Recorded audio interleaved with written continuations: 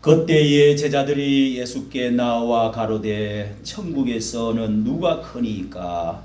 예수께서 한 어린아이를 불러 저희 가운데 세우시고 가라사대 진실로 너희에게 이르노니 너희가 돌이켜 어린아이들과 같이 되지 아니하면 결단코 천국에 들어가지 못하리라.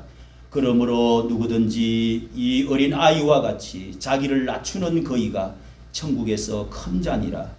또 누구든지 내 이름으로 이런 어린아이를 하나를 영접하면 곧 나를 영접함이니. 우리 6절부터 8절 같이 읽겠습니다.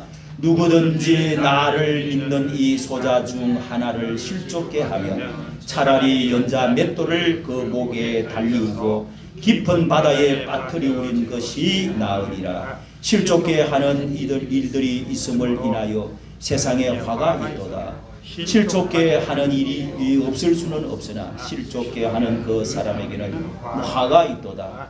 만일 너희 손이나 내 발이 너를 범죄케 하거든 찍어내버리라. 불구자나 절뚝발이로 영생에 들어가는 것이 두 손과 두 발을 가지고 영원한 불에 던지오는 것보다 나으니라. 아멘. 하나님의 말씀입니다. 잘하셨습니다.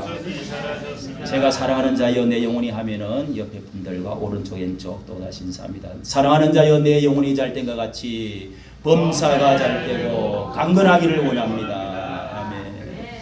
오늘 말씀에 기록한 대로 천국에서 큰 자가 누구냐 하는 말씀으로 우리가 함께 말씀을 나누도록 하겠습니다. 천국이라는 곳이 어떤 곳이냐, 이렇게 예수님이 하나님 나라 천국에 대해서 첫 말씀이 천국이 가까웠다 이러면서 말씀을 천국을 가지고 오신 주인공, 천국의 이 왕으로 오신 우리 주님 예수님께서 천국에 대해서 우리는 사람들이 이상세계 유토피아를 항상 미륵의 세계 유토피아가 이 땅에서 너무너무 고생하고 노예생활 고생하던 가난과 질병 그런 가운데 어떤 천국이 누가 가지고 오는 사람이 없을까? 평화의 세계, 유토피아의 세계, 이런 것들을 그려놓은 소설이나 영화나 예술이 작품이 많이 있습니다.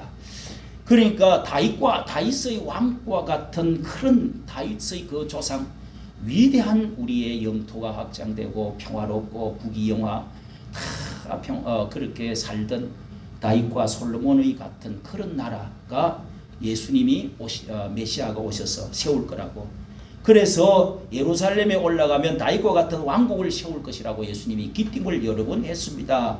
그래서 그때 되면은 나라의 총리가 되고 나도 한 자리 장관이 되어야지. 사도행전 1장에 예수님이 부활하시고 마지막 시간까지 우리 나라의 회복하심이 이때입니까 하면서 물었어요. 그래서 이 땅에 하나님의 나라가 이 땅에 내가 왕이 되고 장관 세우는 게 아니다. 너희는 먼저 그의 나라와 의를 구하고 또 이 복음을 땅끝까지 전해라. 그러면은 성령이 임하여 너희가 권능을 받고 예루살렘과 유대와 사마리아와 땅끝까지 이르러 내 증인이 되라. 여기서다가 예수님이 복음을 전하면 하나님의 나라가 확장이 된다. 하나님 나라가 임한다. 그래서 성경에는 자세히 보면은요, 마음에 하나님의 나라 여기 있다 저기 있다 하지 말고 너희 마음에 있다. 그리고 그 하나님의 나라는 이 땅에서도 이루어진다. 이제부터 이 나무가 자람과 같이 하나님의 나라가 확장이 누룩처럼 확대가 되어진다. 그것이 교회로부터 특히 되어진다. 그리고 하나님의 나라는 이 세상 끝에 재림하실 때 완성이 되어 천년왕국이 임하고 천국이 모든 세상에 심판하고 하늘나라에 완성되어지는 하나님의 나라에 들어가는 때가 있다. 믿으시면 아멘 하시기 바랍니다. 그렇게 예수님이 말씀을 해주셨는데 여기에 서로 이렇게 누가 크냐 예수님 따라 다니면서 이제 이렇게 세 번이나 자리 다툼을 했던 그런 이제 장면들이 나오고 있는데 1절을 여러분 보십시오. 큰 자가 되고자 하는 제자들이 이렇게 예수님께 와서 말하기를 천국에서는 누가 큽니까 하면서 누가 대장이 될 수가, 누가 좋은 자리 차지할 수 있습니까? 이런 뜻으로 물었습니다. 제자들은 지극히 세속적인 나라, 권력, 부귀영화, 어떤 명예 이런 것들을 그래서 생각했는데 예수님이 마지막 부분에 16장에 보면은 마지막 사역의 산에 올라가서 이렇게 천국 열쇠를 주리라, 이런 베드로에게 약속까지 한 적이 있고요. 또 죽기 전에 인자가 왕권을 갖고 오는 것을 보는 자들도 있을 것이다, 뭐 이러면서 천국 광경도 보여주신 적도 있습니다. 그리고 예수님이 변화산에서 왕권을 갖고 재림하시는 것을 예수님이 보여주시고 이렇게 천국에 대해서 여러 번 말씀을 하시니까 로마의 이 강대국을 이 압제하는 나라를 쳐부수고 예수님이 왕으로 들어가실 것이다, 새로운 나라가 회복이 올 것이다, 이렇게 생각을 했던 것입니다. 그때에 이 왕국의 새로운 나라가 형성이 되면은 서열 경쟁을 누가 크냐, 누가 그동안의 공력을, 누가 제일 좋은 자리, 우정성 자정성. 그래서 요한과 야고보 제자 둘 형제가 있는데요, 이 어머니까지 막 오가지고 동원해가지고 막 청탁을 넣었습니다. 주 예수님, 우리 아들을 둘을 바쳤는데 하나는 오른편에 하나는 왼편에, 예수님이 왕이 되면 자리를 좀 부탁드립니다. 청탁이라고 그러죠. 청탁. 이런 것까지 동원이 되어지고 난립니다. 예수님이 겟세마네 동산으로 성만찬하시고 가는데도 뒤에서 싸웠어요. 그런 장면도 있어요. 누가 크냐, 야 짤것 같다. 9명의 제자 가운데 카르텔을 또 만들어 가지고 안드레 계보를 만들어 가지고 또 막 경쟁도 하는 것입니다.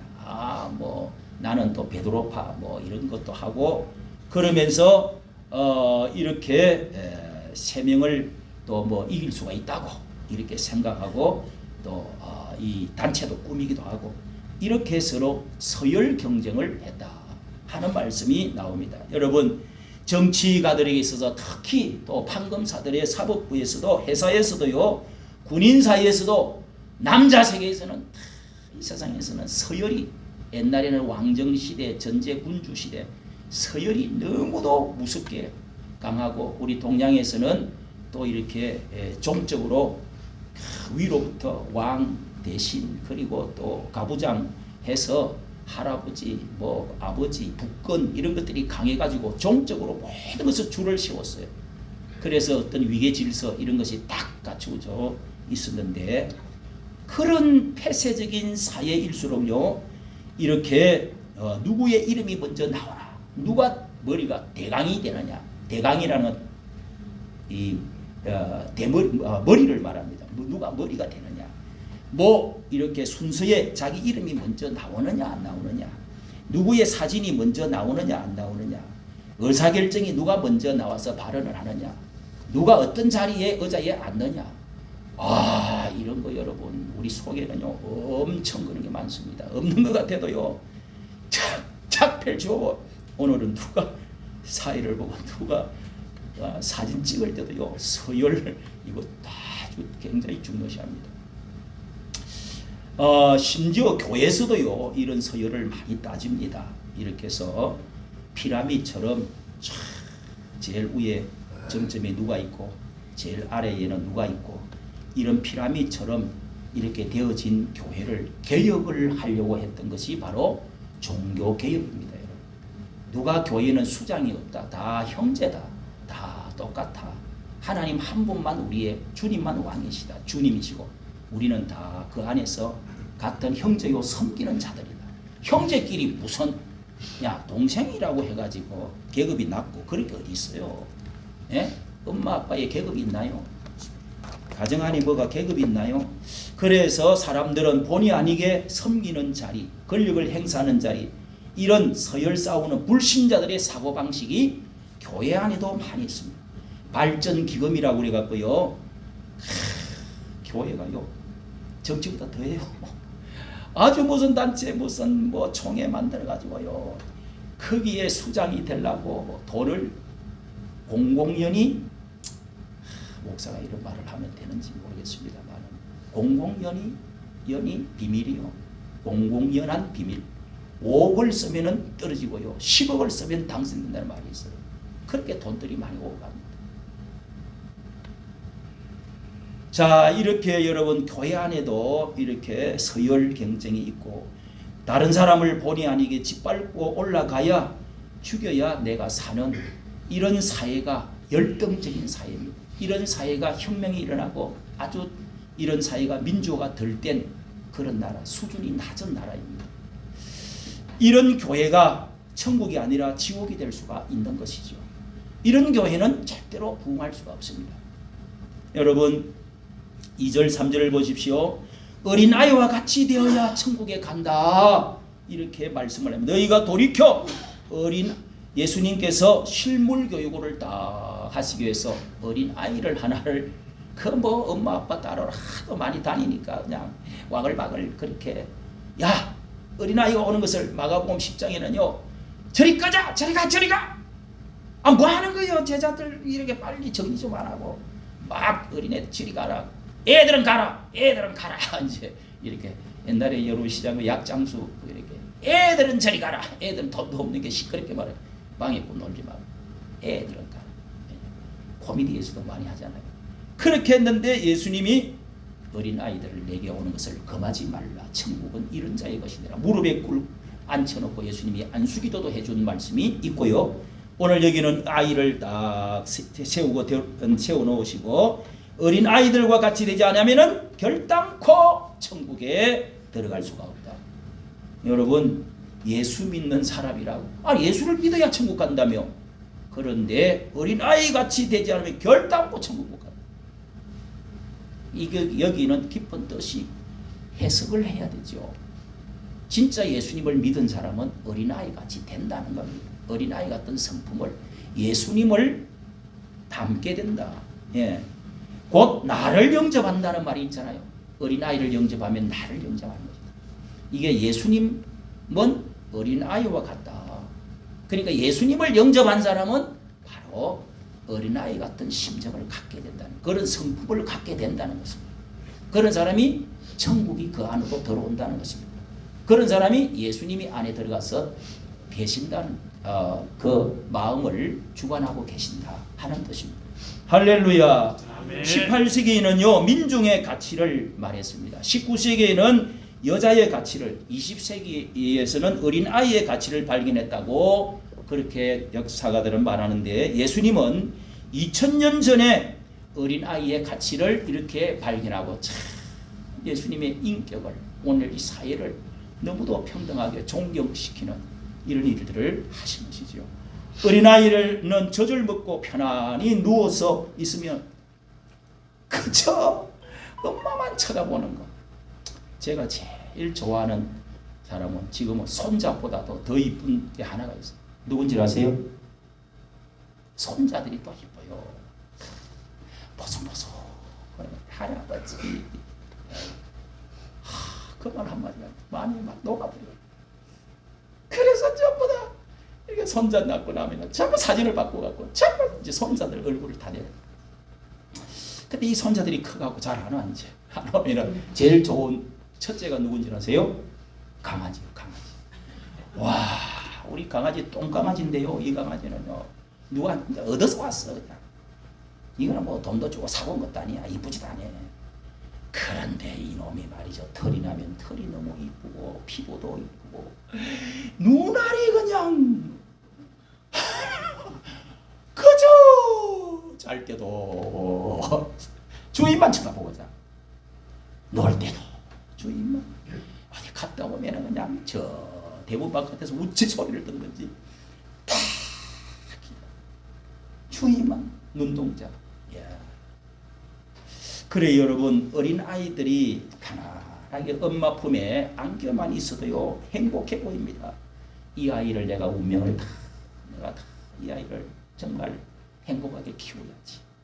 어른이 될수록 사람들은요 그렇게 욕심이 묻어나기 시작합니다. 물질욕, 명예욕, 정욕 이런 것들이 욕심이 자꾸 커지면서 탐심으로 바꾸어진 지저분해지는 거죠. 아이는 전쟁이 나도요 부모님만 있으면 행복해요. 예? 꼬리만 흔들어 주고도 일평생 동안 행복하게 사는 무덤까지 다 저를 묻어주었어요. 우리 강아지는요. 그렇게 꼬리만 흔들어줘도 먹을 거 다 챙겨. 거기다가 또 도둑까지 지켜주고 또. 예. 그런데 이렇게 참 주인 하나만 쳐다봐만 봐도 이 아이는 행복하고 부모는 책임을 지려고 합니다. 아버지 대신 하나님을 우리는 신뢰만 하면, 주님만 바라보면 하나님이 우리에게 있는 거, 필요한 거 다 알아서 해준다. 이런 뜻이 있는 것입니다. 하나님 한 번도 나를 실망시킨 적 없이요, 언제나 공평과 은혜로 나를 돌보시네 하는 찬송 들으면 감동이 되죠. 예.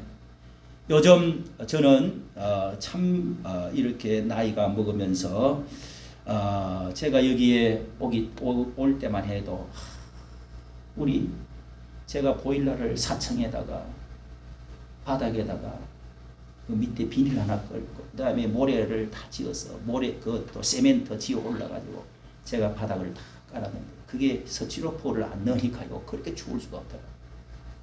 밤에 우리 저기 부천에서 이까지 짐을 싣고 와서 우리 큰딸 작은딸 항상 생각이 나요. 그 베니아를 막아놓고 그런 보일러를 넣고 새벽에 겨울에 일어나면 얼음이 얼어요. 그런 걸 칸을 막아놓고 그렇게 살았는데 우리 애들이 고등학교를 다녔어요. 참 그래도 비뚤어지지 않고 저렇게 자랐다는 게 얼마나 감사합니다. 그런데 그렇게 제가 살았던 사람인데 부도가 나가지고 그마저도 4천만 있던 거 홀가닥 다 1999년 IMF 다 날아갔는데요. 그래도 지금 하나님께서 우리 이렇게 어려운 사람 돌보고 그러면서 우리 자녀들 여기에 밀대가고 이거 교회 청소하고 차량을 애들 싣고 어린이들 이렇게 또 교육하고 이 성교원 유치원을 했거든요. 그걸 한 18년 9년 했어요. 그런데 참 그것도 뭐 돈이 벌어집니까? 예. 그런데도 하나님께서 지금은 제가 얼마나 다른 사람에게 주고 싶고 그렇게 해서 아무것도 빈손으로 가지고 왔지만은 은혜를 생각하면 참 나는 행복하다. 그래도 다리도 부러지고 교통사고도 나고 뭐 뼈를 갈아 끼우고 별짓을 다 해도 이렇게 좋은 나라가 세상에 이렇게 뛸 수 있다는 게 이게 얼마나 감사합니다. 이렇게 여러분 참 우리 자녀들이 또 이렇게 잘 성장해가지고 저를 또 이렇게 참 노인 되니까 돌봐주고 뭐 아프다 그러면 뭐 사고요.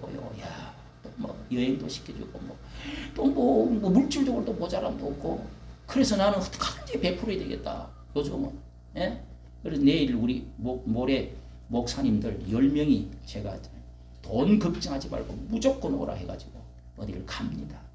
근데 여러분 이렇게 하나님께서 하나님 한 번 이렇게 한 분만을 여러분 생각하고 지나다 보면 참 노후에 감사할 일이 생기구나. 여러분도 믿으시기를 바랍니다. 네. 어른들의 마음은 교만합니다. 어른들은 자신이 많이 안다고 생각하고 자꾸 가르치려고 합니다. 그래서 배우려고 생각하지 않습니다. 어린아이는 항상 자신의 부족함을 알고 겸손하고 배우려고 하지, 들으려고 하지, 순종을 잘합니다. 여러분 여기에 4절을 보십시오. 겸손한 자가 천국에서 큰 자다 또 그럽니다. 어떤 사람이 천국의 큰 자일까요? 높아져서 명령하고 지시하고 많이 섬김받아야 큰 자라고 보통 세상사로 말합니다. 그러나 그 세상 사고방식인데 예수님은 어린아이와 같이 자신을 낮추어야 한다. 그래야 그런 자가 천국에서는 내 앞에서는 교회에서는 큰 자가 되어질 수가 있다. 큰 자로 높은 자로 내가 올리겠다. 여러분 어린아이 때는요 이렇게 자기가 너무 작아서 이 고향을 딱 갔는데요. 오래간만에 갔는데요. 내가 살던 방을 탕해로 맞아? 우리 손바닥만한지 몰라요. 내가 여기서 어떻게 자라? 5식구 우리 그러니까 형제들이 4명에다가 5식구가 어떻게 살았을까? 하여간 너무 탁 이마가 벽에 탁 받친다고 그래요. 그렇게 작게 보입니다. 개울도 엄청 크게 느껴졌는데 가니까 뭐 실개천이에요. 이렇게 군인 아저씨만 봐도 아저씨 뭐 그랬는데 이 뭐 기껏 19살, 18살, 20살 된 것도 다 뭐 편집을 다 아저씨, 군인 아저씨 뭐 하면서 보냈는데 다 크게 보이죠. 어느 조사에 의하면은요, 어린 아이는 15세가 되기까지 50만 번이나 질문을 한다고 합니다. 50만 번. 그러니까 여기가 어린 아이들이 얼마나 겸손하게 배우려고 하고 자신을 낮추려고 하는 것인지를 알 수가 있는 것이죠. 예수님은 겸손함이 이 마음에 들어온 사람들은 예수님 자신이 스스로 이렇게 말했어요.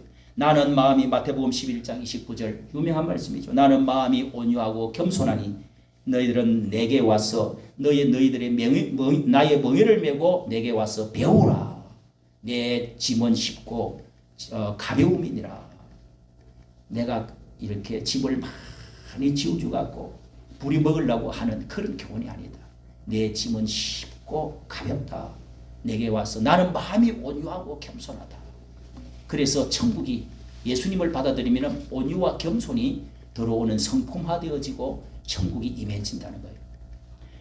예수님은 하나님의 아들이라도 사람의 모양으로 나타나서 자기를 낮추시고 땅의 가장 발등상인 발바닥 같은 이 지구상에 낮고 천한 곳에 말부여에까지 태어나셔서 인간의 몸을 입고 아프고 배고프고 또 고난을 받으셔서 가장 낮은 곳에서 예수님이 무덤까지 죽어서 죄를 짊어지고 그래서 죽음까지 무덤 속에 들어가셨다가 그렇게 죽기까지 복종하셨다. 순종하셨다. 하나님께서 그 예수 그리스도를 높여서 만유의 주로 모든 만민들이 모든 인류들이 다 그 앞에 무릎을 꿇고 주님이라고 예배하게 하였다. 그렇게 빌립보서 2장에 나와 있지 않습니까? 여러분 참 직업병 중에서 이렇게 목사 직업병이라고 하는 것이 있다고 하는데요. 그런 것 같습니다. 참 목사들은 어디 가든지 자기 앞에서 가르쳐야 속이 풀리지 잘 들으려고 하지 않습니다. 항상 자기가 최고다. 내가 가르치려고 하는 이런 직업병. 그리고 어디 가든 또 대접만 받으려고. 제가 이거를 고치려고요. 어디 가든지 내가 먼저 내야지. 내가 뭘 만나면은 제가 유튜브에 이렇게 추워요? 자, 유튜브에도 제가요 이렇게 인터뷰를 하러 가면 내가 대접을 해보고 와야 되는데 그걸 몰라가지고 돈을 막 어떤 데는 돈을 주시는 분이 있어요. 이렇게 수고한다. 그래서 야 목사들은 참 그 주시는 분을 엊그제도 제가 얼마를 받았는데요. 와, 그 목사님이 그렇게 위대하게 보일 수가 없어요. 원래는 부탁을 하면은 예의상 그 부탁했던 분에게 돈을 드려야 된대. 그런데 나는 대접을 받고 오고 나서 얼마나 죄송한지. 우리 정성구 그 박사님한테 그 우리나라에서는 훌륭한 분이잖아요. 인터뷰를 한 30분, 40분 하고 물론 제가 선전도 해줬지만은 식사까지 대접을 받고 오니까요. 아유, 내가 정가훈 목사님 생각이 찼구나. 저 목사님 올려주는 그런 뭐 내용도 했는데 아니 그 돈 100만 원 드리고 대접을 제가 받고 있습니다. 그래서 얼마나 제가 그분이 존경이 되고 또 내가 후회가 되는지 주어야 되는데 여러분 이번에 정치 우리 이야기가 아닙니다. 김문수 우리가 대통령 우리 전도사님이 기도를 하신 대로 우리가 기도해야 됩니다. 이 혼란하고 이 엄혹한 이 나라의 혼돈 혼란 가운데 대통령 선거를 내일 모레 하는데요. 우리가 이제 김문수, 한동훈, 한덕수 이제 또 누구요? 이재명 뭐 이 사람 중에 이제 한동훈은 이제 가버렸죠.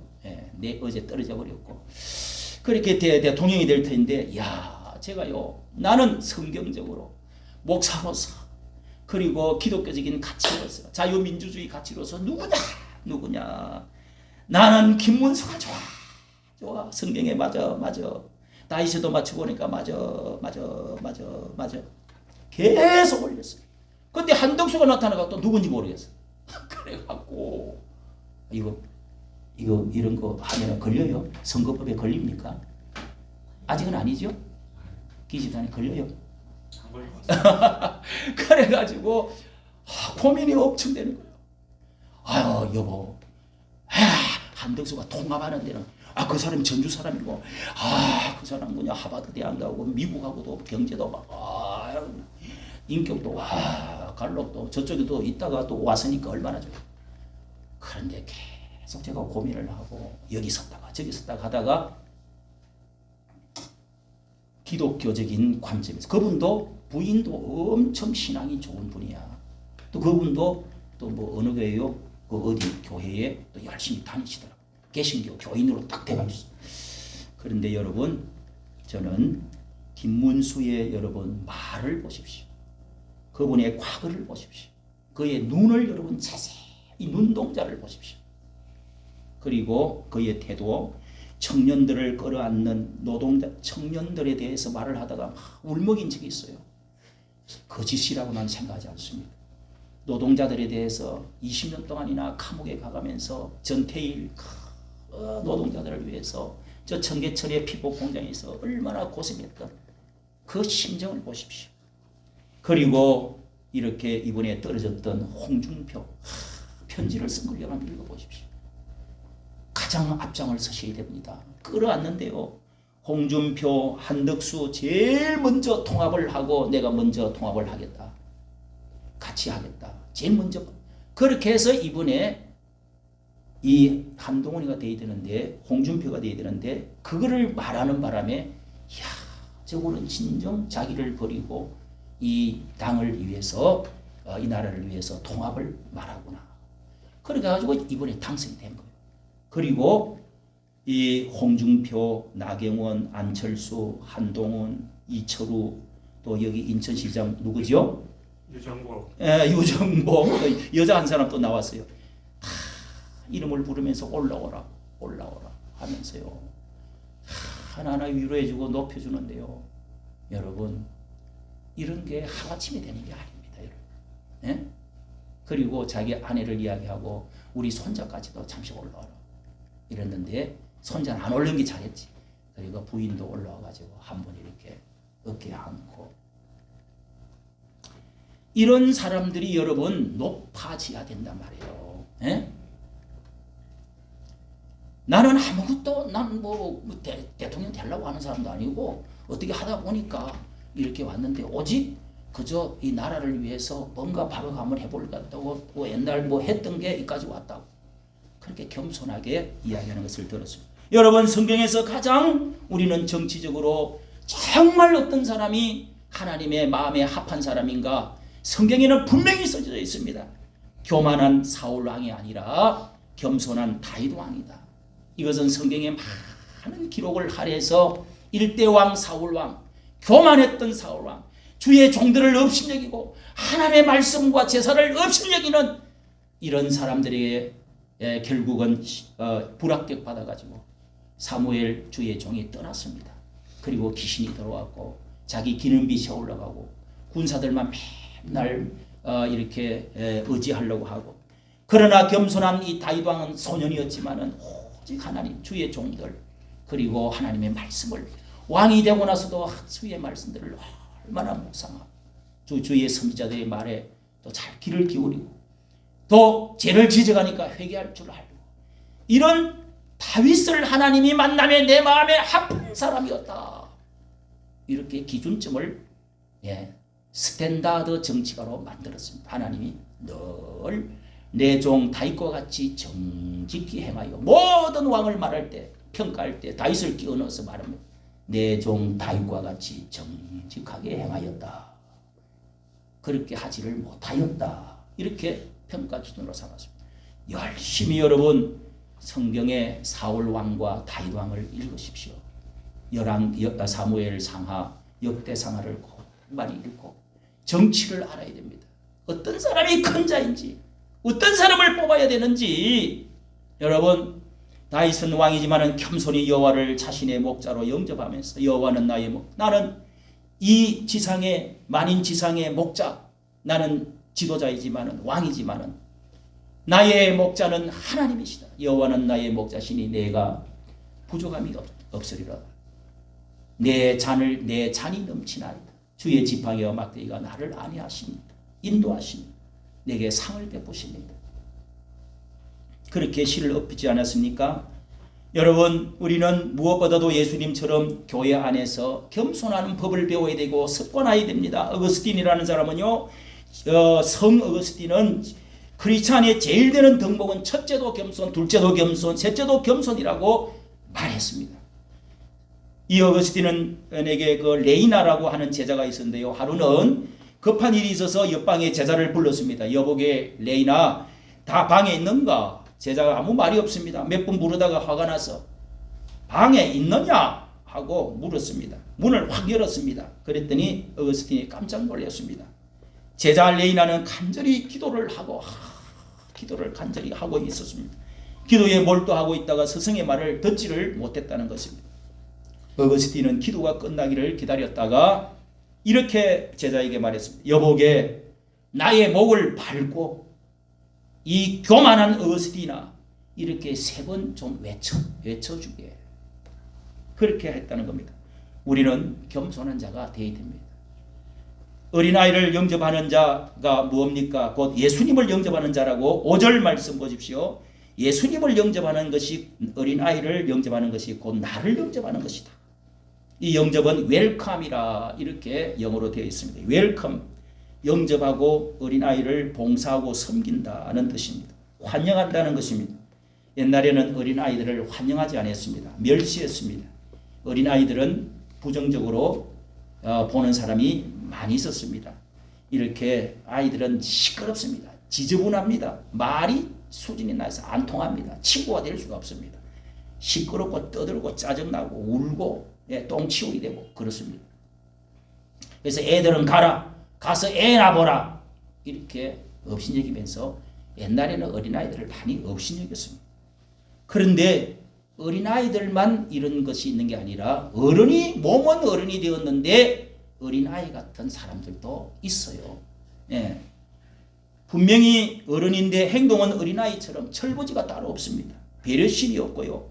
또 섬김을 항상 받으려고. 뭘 나한테 뭘 주나 안 주나, 사랑해 주나 안 해주나, 이런 건 이제 어린아이 수준이죠. 예.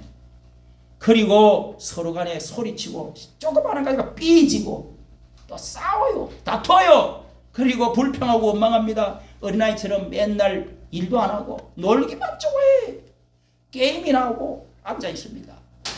이 어른 성인 아이라는 것도 있습니다. 어른은 됐는데 어린아이 짓거리를, 애 짓거리를 하는 그런 사람 있어요, 없어요? 없는 것처럼 가만히 있어봤자 하나님 다 알아. 어린아이 같은 우리 속성들이 참 부드럽고 온유하고 겸손하고 또 이런 것도 있지만은 어린아이 같은 이런 안 좋은 점도 있는 사람이 있습니다. 자, 이런 사람들은 우리가 참 영접한다는 게, 환영한다는 게, 웰컴하기가 어렵습니다. 어떻게 하면은 여러분 어린아이를 우리가 웰컴, 환영하고 영접할 수가 있습니다. 어떻게 하면은 예수님을 우리가 사랑한다고 할 수가 있겠습니까? 이런 것을 어린아이의 모습으로, 예수님이 어린아이의 모습으로 오셔서 예수님을 영접하는 것이, 예수님을 대하듯이 하는 것이 곧 나를 영접하는 것이다 하는 것은, 어린아이를 영접하는 것을 보면은 이렇게 알 수가 있다는 것입니다. 많은 사람들이 많은 사람들을 영접하는 사람, 위대한 사람은요, 많은 어린아이들 같은 이런 사람들을 영접을 얼마나 몇 사람이나 하느냐에 보면은 그 사람의 그릇을, 태평양 같은 넓고 큰 태평양은 다 구중물들도 더러운 물도 오염된 물도 다 받아들이, 실개천거 큰 시냇물도 강물도 다 받아들이잖아요. 예수님은 사랑은 크기와 넓이가 높이가 너무너무 컸어.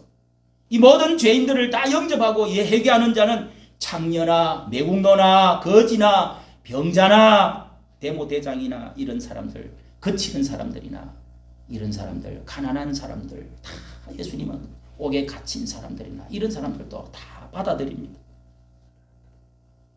그런 사람들을 물리치고 이렇게 한 적을 봤습니까?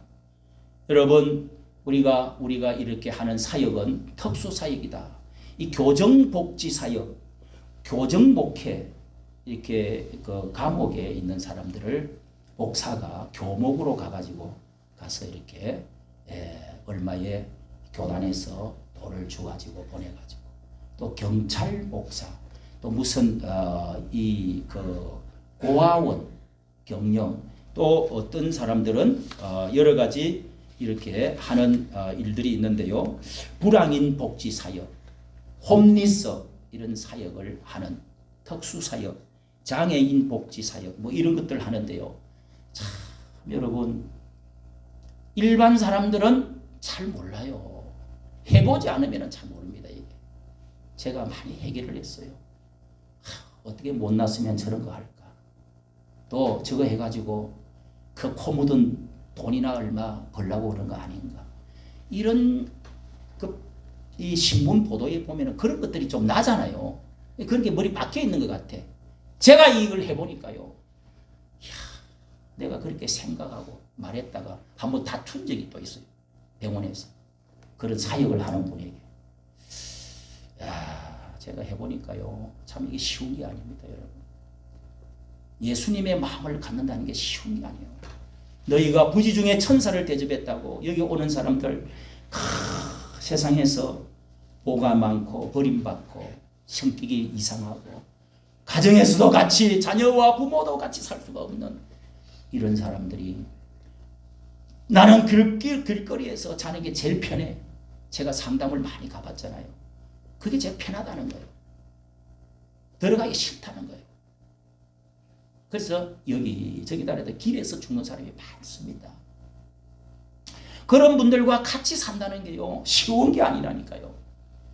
그러나 여러분, 예수님이 선한 사마리아인처럼 예수님은 오셔서 예수님은 길가를 다니시면서 그 길거리에 있는 사람들, 한 끼를 제대로 먹지를 못하는 가난한 사람들, 병든 사람들, 버림받은 사람들, 그리고 이 세상에서 이름도 없는 사람들, 이런 수많은 사람들을 예수님 만나면서 공생의 사역을 하셨던 거예요. 그게 바로 불황인들이 그 당시에는 엄청 많았다는 거예요. 뭐 농사를 없어가지고 이렇게 해서 불황인으로 다니는 사람들이 그 당시 그렇게 많았다는 거예요. 여러분, 이런 많은 사람들을 얼마만큼 몇 사람이나 여러분들은 그런 사람들을 용납하고 친구가 되어주고 대화하고 사랑을 베풀고, 예? 자기 남편이나 자기 아내도 영접하지 못하는 사람, 이 종지 같은 그런 사람이 있다. 자기 배로 낳은 딸도 영접하지 못하겠다 하면서 떨어져 사는 사람도 있어요. 우리는요, 마음을 넓혀야 됩니다. 마음을 찢어야 됩니다. 지갑을 찢어야 됩니다. 그래서 어떻게 하면 내가 줄까? 어떻게 하면 내가 그걸 안 할까? 이것이 오늘 한국 교회의 모습이 되어야 되고 우리 가정이 되어야 되고 우리 나라가 되어야 될 줄로 믿습니다. 6절을 보십시오. 어린아이를 실족하면 어떻게 된다고요? 연자 맷돌을 달아서 바다에 빠져 죽는 게 낫다. 팔이 실족게 하느냐, 너희 눈이 실족게 하느냐, 빼버리고 팔을 잘라버리고 장애인으로 천국 가는 게 더 낫다. 와, 여러분, 그렇다고 그 당시에 아무리 봐도 실제로 그러면은 여러분, 그렇다면은 여기에 우리 눈 다 뽑고 이 음욕적인 눈으로 봐가지고 실족하고 그리고 도둑질이나 손으로 뭘 훔치고 했던 사람 다 팔을 잘라야 됩니까? 그리고 어린아이들에게 뭘 좀 잘못했다고 다 그 잘라버리고 빼고 해야 되나요? 그런 기록은 아무것도 없습니다. 강조법이 있죠. 강조법인데 그렇다고 해서 천국 가면은 이렇게 장애인으로 천국 가는 게 아닙니다. 강조법이죠. 로마에서는 부모님을 살해하거나 국가를 전복한 사람은 그 목에 연자맷돌을 바다에 매가지고 목에다가 매가지고 바다에 수장시켜서 물고기 밥으로 만들어버리는 그런 형벌이 있었어요. 우리나라에도 시지퍼스라고 옛날에 뭐 그런 게 있었다고 그럽니다. 뭐 맷돌을 그냥 큰 돌멩이를 사람 올려놔고 죽도록 놔는데요. 가마솥에다가 막 집어넣어가지고 또 이렇게 불을 뗐다가 끄집어내는 그런 조선의 벌도 있었다고 그래요. 그런데 이 200kg, 300kg가 되는 그런 둥글게 된 연자맷돌, 이렇게 당나귀가 이렇게 돌아가면서 이렇게 그 방앗간처럼 할 때 연자맷돌, 그게 큰 돌인데 그걸 매가지고 수장시키는 게 낫다. 이게 무슨 말이냐? 천국의 문 앞에서 사람들 하나라도 들어오게는 못하고 자꾸 실족하고 도망가고, 길을 문을 막고 있는 바리새인들 같은 이런 인간들은 화 있을지어다. 예수님이 마태복음 23장에 그렇게 말하지 않았어요? 이런 실족시키는 자가 화가 있다고 7절에 말씀하고 있습니다. 이렇게 세상에 화가 있도다 실족해 하는 일이 없을 수 없지만은 실족해 하는 사람에게는 화가 있을 것이다. 이러면서 예수님이 이렇게 이런 사람은 예수 믿는 사람이 아니다. 예수님이 그 안에 있는 게 아니다. 진정으로 거듭난 사람이 아니다는 것이죠. 이런 사람은 지옥에 갈 가능성이 많다는 것입니다. 8절 9절을 여러분 보십시오. 교만한 죄에 대해서는 뭐라고 말합니까? 내 손이 내 발이 범죄케 하거든 찍어버리라. 이러면서 내 눈이 너를 범죄케 하거든 빼버려. 그렇게 영생에 들어가는 것이 두 눈 가지고 두 팔 가지고 들어가는 것보다 낫다. 이렇게 말씀을 하셨습니다. 이것은 강조법인데요. 교만을 우리가 철저히 다뤄야 하는 이유가 이 교만죄가 천국과 지옥을 결정하는 것이라는 겁니다. 예수님은 장애인으로 영생에 들어가는 것이 건전한 몸으로 영원한 불에 들어가는 것보다 낫다고. 사양들지라고 하는 지가 있는데요. 이 덫에 걸리면은 자기 입으로 발을 물어 뜯어가지고 한 발을 낳고 도망을 가버린다는 겁니다. 도마뱀도 여러분 그러죠. 꼬리가 잡히면 꼬리를 끊어버리고 이렇게 도망갑니다. 이만큼 우리가 심각하게 다른 사람들을 넘어지게 만들고 그 사람들을 범죄하도록 만드는 그런 사람, 그런 일들을 절대로 하지 마라. 그래서 제가 옛날에 가게를 해본 적이 있는데 어느 목사님이 우리 집에 찾아왔어.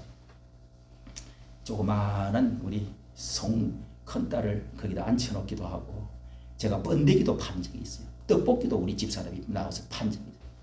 그런데 어리고 신학교를 다니면서 하는데 술을 하도 골목에 사람들이 이 술을 찾고 이래서 몇 병을 이렇게 뒤에 감춰놓고 맥주, 그 다음에 소주 있잖아요. 소주 하도 많이 사잖아요. 몇 병을 이렇게 그걸 그 박 목사라는 분이 우리 교회에서 제가 또 전도서도 해가면서 또 했는데 그러면서 그걸 다 끄집어 내더니 다 치워야 이래서 이러더라. 말도 못하고 그냥 고개 푹 숙인 적이 제가 있어요.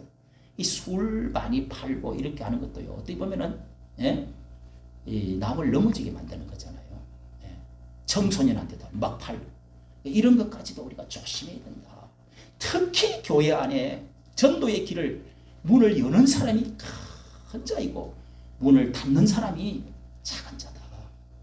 교회의 부흥이 되도록 천국 문을 넓히는 자가 큰 자고 교회의 문을 자꾸 닫게 만들고 교인이 쭈그지게 하고 실족하게 하고 실망하고 도망가게 만들고 아이고 저 자식은 우리 교회에 좀 귀신이 없으면 안 잡아가냐 이렇게 해서 자꾸 쳐서 내보내면 안 돼요. 예? 자기 구역에도 어떻게든지 사람이 자꾸 불어나더라. 하나님 빈방석을 갖다 놓고 하나님 여기 한 사람이라도 더 앉게 하여 주시옵소서. 올해는 목표가 10명을 채우게 하여 주시옵소서. 이렇게 여러분 기도를 해야 됩니다. 그런 자가 큰 자라면 할렐루야. 작은 자를 존중히 여기게 됩니다. 10절에 작은 자 중 하나라도 없이 여기지 마라. 작은 자가 성경에는 찾아보니까요. 병든 자, 감옥에 갇힌 자, 눌린 자, 또 눈먼 자, 그리고 또 어린아이, 소자는 어린아이들, 병자들, 이런 사람들을 소자다. 가난한 사람들, 이런 대표적인 사람들을 소자다. 이 소자들을 작은 자를 하나 없이 여기지 마라. 그들을 천사들이 하늘에 계신 아버지께서 아버지의 얼굴을 천사들이 오르락 내려가면서 맨날 보고를 한대요. 왜? 세상살기 너무 힘듭니다. 죽어버렸으면 좋겠어요. 이러면서 하나님 있으면은 나는 왜 이렇게 태어났어요? 이랬는데 또 와가지고 짓밟고 또 그냥 잡아가고 업신여기고 이렇게 하면은 천사들이 와서 하나님 제발요 하면서 자꾸 이렇게 보고서를 올린다는 거예요. 천사가 얼굴을 배움는다 하는 말입니다. 오늘 여러분 마지막으로 우리는 하나님 나라에서 누가 큰 자입니까?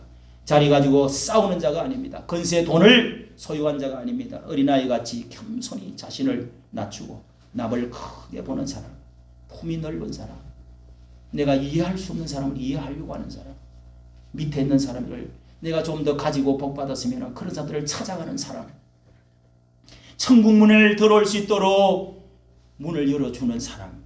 여러분의 가정은 어떤 모습입니까?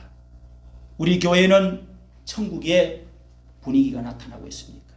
우리나라는 천국의 유토피아 같은 주님이 다스리는 그런 정치가들이 마음에 있어가지고 그런 정치가가 나와야 되지 않겠습니까, 여러분? 나라가 평화롭고 범죄가 없고 정말 다른 사람을 배려할 줄 알고, 예? 돈으로 뭘 다 어떻게 하겠다. 김문수 이 후보는요, 25평짜리인가 조그마한 집안, 지금까지 국회의원 3번 하고, 예? 도지사 2번 하고, 그렇게 노동운동을 하면서도 돈 한 푼 남아도 그 식사하고 다 뭐 하고 업무하고 수억이 남아도요, 한 푼 안 쓰고 다 이렇게 위로 올렸다고 합니다. 얼마나 여러분 훌륭합니까? 예? 그리고 끌어안을 수 있는, 눈물을 흘릴 줄 아는 그런 사람을 끌어안고, 저 노동자들 5명만 있어도 월급 받지 못하고 있는 그런 사람들 어떻게 하든지 연금을 어떻게 해주려고 하고, 이런 그 마음 가진 사람, 이런 사람이 여러분 우리 예수님의 마음이고, 마음이 나는 온유하고 겸손하니 내게 와서 내 멍에를 메고 배우라. 내 짐은 쉽고 가벼우니라. 너희 마음이 쉼을 얻으리라. 할렐루야. 네. 천국이 임하는 우리 교회, 천국이 임하는 여러분 마음 가정이 되시기를, 우리나라가 되시기를 예수님의 이름으로 축원합니다. 네. 하나님 아버지, 오늘도 우리 주님께서 누가 천국에서 큰 자냐고 다투고 싸우는 가운데 우리 주님이 어린아이를 세워놓고 말씀하신 대로 하나님이여, 이 소자를 중에 실족케 하면 차라리 연자 맷돌을 메고 바다에 빠뜨리는 게 낫다. 또한 이 낮추는 자가 어린아이와 같이 자기를 낮추는 자가 천국의 큰 자이며, 나를 영접, 어린아이를 영접하는 것은 곧 나를 영접하는 것이라고 하였사오니, 주님 어린아이 같은 많은 사람들을 주님께로 인도하고 저들을 끌어안고 축복하며 저들과 함께 천국까지 가고자 하는 그리스도의 마음, 주님의 마음, 온유하고 겸손한 마음을 주셔서 내 마음에 천국이 이루어지게 하여 주시고, 우리 교회의 천국이 이루어지게 하여 주시고, 이 나라의 천국이 이루어질 수 있도록, 우리 가정의 천국이 이루어지도록 축복하여 주시옵소서. 주 예수님의 이름으로 기도하옵나이다. 아멘. 210